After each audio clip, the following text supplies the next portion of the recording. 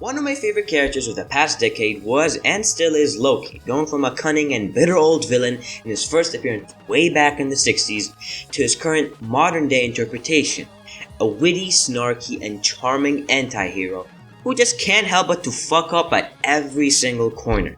This progression of the character was because of the talented writer Kieran Gillen and the influence of the MCU.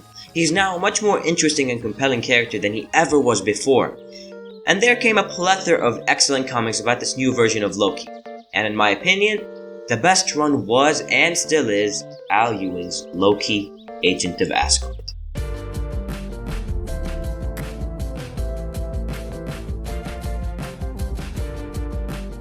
Comprising 17 issues, the comic ran from February 5th, 2014 to August 19th, 2015. The premise was simple.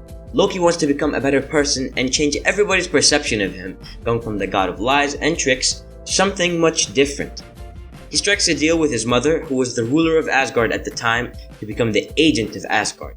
In exchange for doing undercover missions, his old crimes would be erased from the history books of Asgard. Now, why has this radical change of Loki taken place?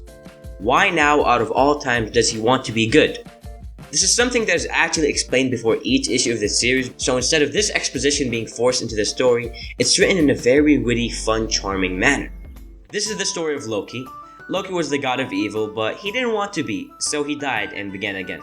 To the surprise of all, the new kid Loki was a good and kind and a helpful trickster, beloved by his brother Thor and grudgingly semi-trusted by all, or most, Asgardians.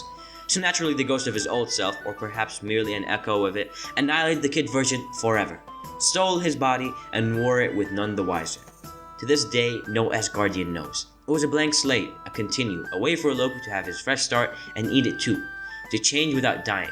But the terror of one day slipping back into what he'd once been, of his changes reversing, led him to strike a bargain with Asgardia's ruling triumvirate, the All-Mother.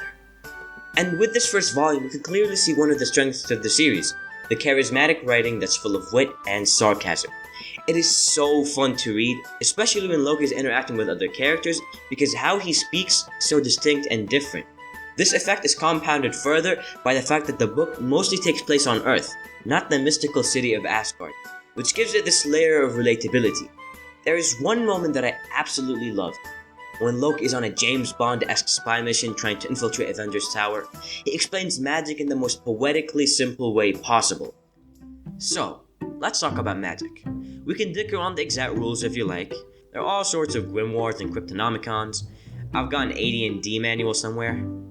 At the core though, magic is taking a thought and making it real, taking a lie and making it the truth, telling a story to the universe so utterly cosmically perfect that for a single shining moment, the world believes a man can fly.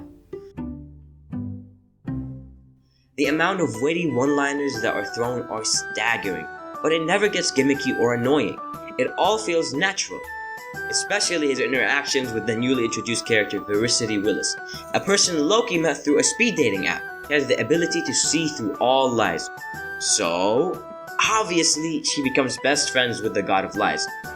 Contrary to what you might think, this dichotomy strengthens their relationship, producing some absolutely beautiful moments later on in the series.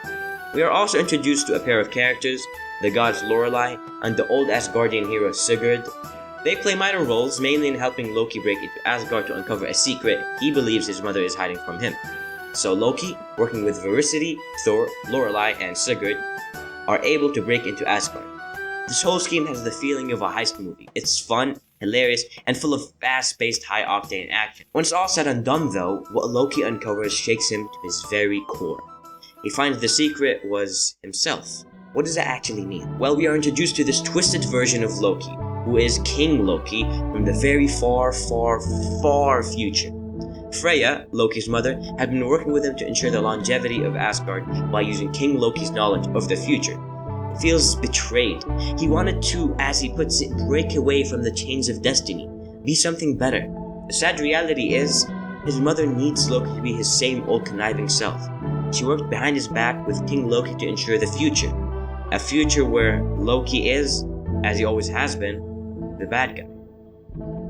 And that's a theme that starts to visibly permeate all future stories, the theme of destiny or free will. Is Loki forever destined to be the god of lies? The next story has Loki face Doctor Doom, who captures him because he saw the future in which King Loki destroyed Earth completely. Only with the help of Veracity is he able to escape. That's because she doesn't believe there is an absolute future, an absolute end to the story. I don't believe there's an absolute future. I don't believe we can change anything. I don't believe Loki can change, but I do know he won't change if you stick him in a big box marked Loki and nail it down. Later on in the series, Loki reveals to Thor that he is not the Loki he knew. He isn't a kid Loki who grew up fast. Rather, he was a version of Loki who murdered Kid Loki to take his place. I know, somewhat confusing. It's actually really confusing, but it results in one of the most gut-wrenching moments in the entire series. Thor beats on Loki, screaming at him, telling him to stop laughing. He brings him to the Asgardians and tells them the truth. They want nothing to do with him anymore. They exile him, and Loki once again feels he is bound to his fate. He feels he can't change. There's a feeling deep inside of him that tells him he is always going to be seen as the god of lies. And even his best friend, the person who stayed by his side through thick and thin, can't handle it anymore. At his most vulnerable state, King Loki is able to use this to his advantage. He captures Loki and puts him through something called ego death, a place where all versions of Loki across all realities make a choice. Either accept your so-called destiny, accept the fact that you will be nothing more than a villainous and bitter god of lies, or end the story of Loki. Save everything from yourself, cease to be. Loki chooses neither. He changes what it means for him to be the god of lies. What's a lie, Verity? A lie is a story told. That's all. And we can rewrite our stories. All of us. Write our own happy endings, our own redefinitions. We don't have to be what we be. We don't have to be what we're told to be, even by ourselves. But if you really want to change, you can't just trick yourself into thinking you already have. That's never a trick worth playing.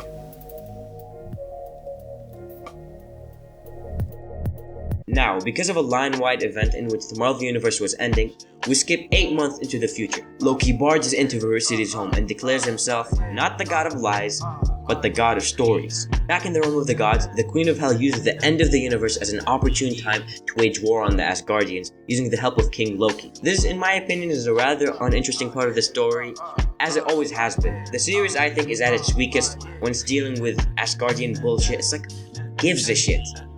It's so much more fun when he is dealing with everyday problems and interacting with our everyday surroundings. But I have to mention, Odin does use a machine gun, and yes, it's fucking awesome. But while all of this happens, we get the origin story of Veracity Willis, from the time her father got the ring that gave her her powers, to the time she met Loki.